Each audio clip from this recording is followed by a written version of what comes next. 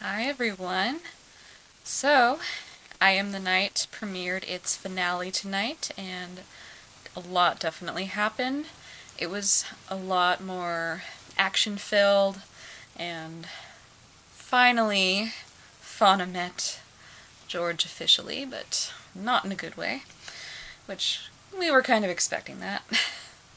But overall, the show itself I thought was really it was interesting. I can't say I 100% loved it, but I like that it was more of a theoretical kind of show. Because when you don't 100% know the truth, you can't really tell that story as if it's the truth.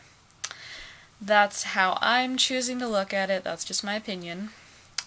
But in the finale itself, I thought they did a great job with it. They wrapped everything up fairly well. There are still some slight loose ends that they didn't quite connect, but can't do it all the time. But so what happened in this episode, like I said, Fauna finally met George Hodel. That was the big thing. What led to that was Fauna received a call that her mother, Jimmy Lee, was in the hospital losing blood because she had been stabbed. As you guys remember from the previous episode, George had attacked her. I don't know if Fauna ever learned that George attacked Jimmy Lee, but they don't really say that in this episode. Maybe we can assume Jimmy Lee tells her later on, but anyway. So she's trying to get back home, and she asks Terrence to take her to Pasadena. She goes to, I don't know why she does this. She goes to Corinna's house and asks for money to get back home, like to take a bus. But Corinna has other plans. Corinna actually, and I kind of saw this coming, she offers Fauna a drink. The drink is poisoned. Fauna passes out. Why Corinna does this, we don't quite know. But this is how Fauna ends up in George Hodel's clutches. And we don't see Corinna again. We don't really know why she did what she did, but maybe George threatened Corinna. Like, if you bring her to me, I'll leave you alone, or something like that. I don't know. Corinna's actually an interesting character. We did spend more time with her than we did with George Hodel. And I actually read in an article that she wasn't real. She was based on George's second wife, I believe. Her name was Dorothy. And there were similar characteristics, but they were quite different people. So it was interesting to see that the show actually took a real person and kind of like made her over. And it was an interesting character. I don't know, like I said, I don't know 100% what was real and what wasn't, but Corinna herself was made up for the show. Just keep that in mind. So yeah, Fauna is unfortunately trapped in the Hodel household, and he's trying to be like the calm, pleasant type with her, but he definitely just has that creep vibe, you know? Like he has this whole show. And Fauna is very perceptive. She knows not to trust him, and she tries to escape at one point, but she doesn't manage to do it. And meanwhile, Jay had been arrested in the last episode, and his good old friend Billis, who's with the police department, he is torturing him, basically. And I might have missed something. I don't 100% know what their beef is with each other, but police and journalists probably just don't get along too well, because there's always a fight over what's truthful, what's not, and all that. But yeah, Billis is just beating him up, or having him beaten up, I should say. And finally Jay confronts him, you should go question George Hodel, and he tells him that he has the pictures, and Billis finally does actually go to George's house, and he doesn't entirely confront George Hodel, because it seems that he's kind of not really in cahoots, but like they have an understanding with each other. Like, there's the whole riot thing going on. George wants protection for his household, so they're kind of like figuring out a way to protect him. George just has all of these people who are protecting him, and Billis is kind of a part of it. But Billis actually does kind of have... he has some morals. Maybe not a lot, but some. The cop part of him has morals, let's put it that way. And while he's there, Fauna tries to get him to take her away, but George intervenes, and that doesn't end up happening. So once Billis gets back to Jay, he tells him what's going on, and he tells him that even if Jay is correct, it's not enough evidence to basically convict George Hodel. Which, unfortunately, would be true in any case. You really need the hard, cold evidence, which pictures just aren't enough to prove it. So Jay actually comes up with a plan that he's going to confess to murdering one of the victims, the most recent one. He will put his fingerprints on a knife, they'll call that the murder weapon, and in the meantime, while Jay is being transported, he'll escape, and he'll go confront Hodel, kill him even, and rescue Fauna. By killing Hodel, he would basically be solving a problem for the police as well. So that's kind of the understanding that he and Billis come to. And Jay does manage to do that. He manages to escape once he's in the car, and he heads over to the Hodel house. Meanwhile, Fauna, just dealing with the creepy dude, who may or may not be her father, which that may have been a fact, that he may have been her father in real life. But there's still, like, no 100% evidence towards it, which can't say yes, can't say no. That's how I'm looking at it. But she's, like, really uncomfortable there. He has her eat with him, but she doesn't want to eat. So, knowing that she's a little suspicious of him, he wants to, like, do something else, which is basically paint her. And the reason why I put quotes on that is because we really don't entirely know what would have happened after that. Because he's kind of crazy. So yeah, he leads her down to a basement, red flag number 1, and he wants her to put on a slip and wear nothing but the slip, red flag number 2, and he strikes her, he slaps her face when she questions him, red flag, ding ding ding, number 3. And just the whole scene is so creepy, and there's just, you just know he's got these serial killer vibes, at least in the show. And finally, like, Fauna does what he tells her, but she has snuck a little stone down with her. She has it with her as a weapon. Once she's finally able to get the upper hand, she smacks him with it, and he actually, like, his hand gets badly hurt, and I don't remember if she hit him other places. I was just trying to, like, enjoy the moment. But anyway, she gets a hold of the gun that he has, and she holds him at gunpoint. She tells him off, telling him, because the big thing about the series, anyway, is that George was trying really hard to be an artist, because apparently when he was a little boy, he was told that his art had no emotion, there was no passion. And that's kind of something that set him off a little bit. So, that was an interesting backstory. It was not what I was expecting, let's just put it that way. So Fauna is telling him off like, you're not an artist, you don't know anything about it, and she's insulting him, she's telling him off.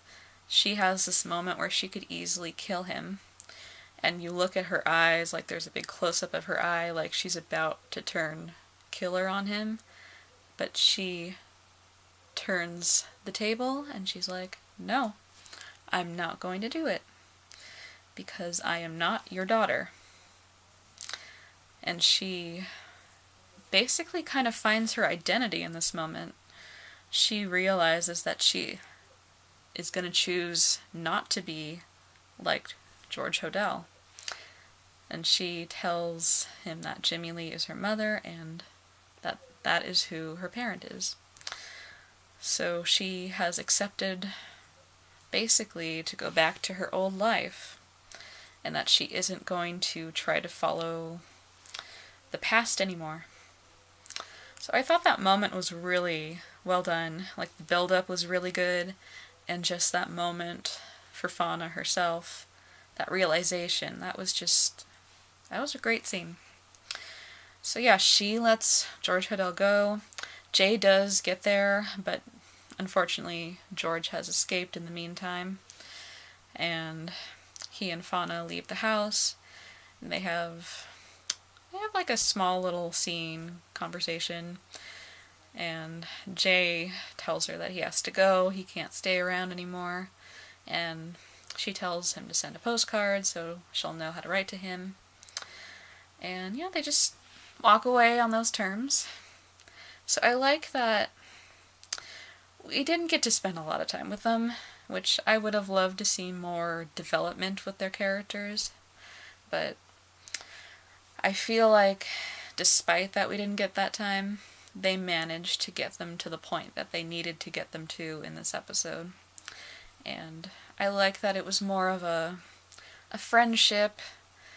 I don't know if I'd look at it as a brother-sister relationship kind of thing, but he definitely did want to protect her, and he cared about her, which that was something that Fauna needed, especially when she was the one on her own trying to figure out the truth, and he had some answers. He knew more about her than she might have even known. So they just worked in that sense. So yeah, they separate and go their own ways. She goes back home. She finally gets back to Jimmy Lee. Jimmy Lee survived the stabbing. She still has her attitude towards Fauna, but they managed to move on. And Fauna also returned to her boyfriend, who was back home. I'm glad to see that she stayed faithful to him, because I wasn't sure if that was going to happen. They like to do that sometimes with these stories, but anyway. And Jay actually made it back to Hawaii, where he's still haunted by the ghosts of his past, but he's figuring out a way to move on at the same time. So yeah, that's where the show ended. George Hodel, of course, is still George Hodel. He's still at his house, and as you may or may not know about the true story, he lived till, I believe, 1991. I'm pretty sure that was the year he died. But he definitely didn't stay in LA all the time. He actually went to the Philippines at one point. He was accused of being a lot of killers, even a killer in the Philippines. I believe it was the Jigsaw Killer. And the guy who actually thought he was all these killers was his own son, Steve Hodel. We don't know if this is true or not, but it's possible, especially if he had a craving for murdering people. And it just so happened, I think the evidence was that George managed to be in these places around the same time that these people were killed. So he may have been the Zodiac Killer, he may have been the Lipstick Killer, Jigsaw, and Black Dahlia, obviously. that was the big main focus in the show, that he was the Black Dahlia killer. But he's never convicted of that in the show, because in real life, he was never jailed for it or anything. They never were able to prove that he was really the killer. And yeah, we don't know. And as much as we can speculate, we can't say that that's the truth. But even so, overall the show, it wasn't the focus of him being the Black Dahlia killer. It was the focus of Fauna finding her identity. And so I'm going to talk about the show a little bit. Overall, I think the show, the concept was great. Maybe not everything fit together, the puzzle pieces didn't quite match up, but I think the whole idea of the show was really good. I liked learning about Fauna. Unfortunately, I didn't learn the 100% truth about Fauna, and that's where I was a little disappointed. Because I love history, I love learning about it, and I know there's not a single show out there that's 100% factual. Sometimes you do have to write in a little bit of fiction to make it work for television. And one thing that they did do with that is that they added a lot of characters that didn't exist. Jay was made up for this. Like I said, Corinna wasn't 100% a real character, though she was based on one of the wives. But they managed to weave them in, and they managed to make it work. I'm not saying it didn't work, but I just would have liked to have known the truth a little more. Because I can't go around saying that this happened. This is just a concept. This is a theory. Like, this is like what would have happened if this had happened. That kind of thing. So that is where I was just a little disappointed. But the acting, I thought, was really good. We did not get to spend enough time with George Hodel, which I get. He was supposed to be more of an elusive character, because in real life he kind of was. He was never able to get caught for all these murders. So they kind of put that into his character in the show, that he's this person that's just hard to find. He's hard to trace. So I like that idea, that they put that in there, but at the same time I would have liked to see more screen time with him, not scene time. I would have liked to see more of his character, basically. Jefferson Mays played him really well. He definitely had that air of eeriness, and he was good at being calm when he needed to be, or being crazy when he needed to be. I thought that was good. Jefferson Mays is amazing. I hope we get to see him in more shows. And also, India Isley, she played Fauna really well. I definitely, we don't know if this is entirely how Fauna was, but I think she played a woman trying to find her identity really well. She was just 24/7 trying to find out who she was. She never gave up. She kept trying. And India definitely captured that passion of trying to find one's identity. And she's just amazing. I haven't seen her in anything else, but I think she'll be great in other shows and movies as well. And Chris Pine, he was really good in the show. For playing a character that didn't exist, he made him a real character, a real person, really. And I think he brought him to life just spectacularly. He captured somebody who had so much trauma to deal with, but who also wanted to find the truth at the same time. He himself was even finding his identity, because he wanted to be a journalist, but life kept denying him these chances. And he had to constantly try to find a way to get back in there, but he just constantly had these struggles, and Chris Pine just played it so perfectly. So I definitely commend the cast. They did a great job on the show. And if the series continues, I'm sure it was just a one-time thing. I don't know if they would do another similar story, but I think more episodes would be better.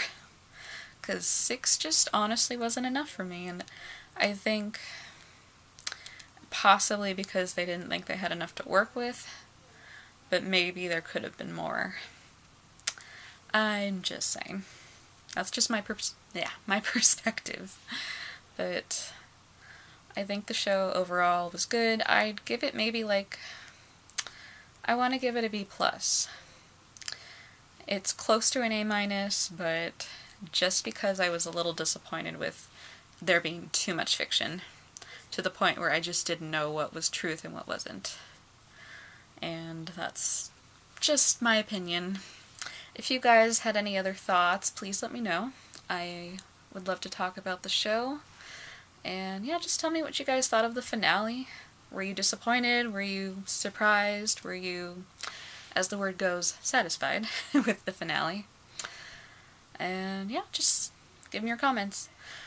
And honestly, I don't know if I was, during my reviews of the show, I don't know if I was 100% on board. I couldn't find the passion to talk about the show, and that's on me. I don't usually review a show in its first season, let alone a standalone show. The one time I did that was Feud, which I don't know if you guys have watched that show. It's a really good show. It was supposed to continue with more seasons. I don't know if it's going to. Ryan Murphy did it back in 2017. And yeah, that was another show based on history, which you can't tell if that's 100% truth or not, because it was about 2 actresses who had a feud. I'm not going to give away all the details, but it was another similar kind of show, but somehow I was able to feel more passionate towards it. Maybe because it was a Ryan Murphy show. But this show, despite my disappointments, it was good. Like I said, the concept, great. Patty Jenkins did a good job directing, I think, and yeah, the opening episode really caught my attention. I think the middle just needed some work. But yeah, it's just my opinion. But yeah, let me know what you guys thought. And as far as other reviews go, I may be doing, what's the show called? I believe it's just called Fosse Verdon, which is about Bob Fosse and his wife, Gwen Verdon. And yeah, I don't know how many episodes that's going to have, but I love Broadway, and I'm looking forward to seeing how they recreate some of the scenes from the musicals and real life. And it will be interesting to see how much fact and fiction they mix in there. So yeah, if you guys are interested, check out those videos once they're up. I believe the show begins in April 9th, I think. Yeah, just keep an eye out. And yeah, I'll see you guys soon, hopefully. And leave your comments, like and subscribe if you would like. And I will see you soon. Alright guys, have a good day, have a good night. Goodbye.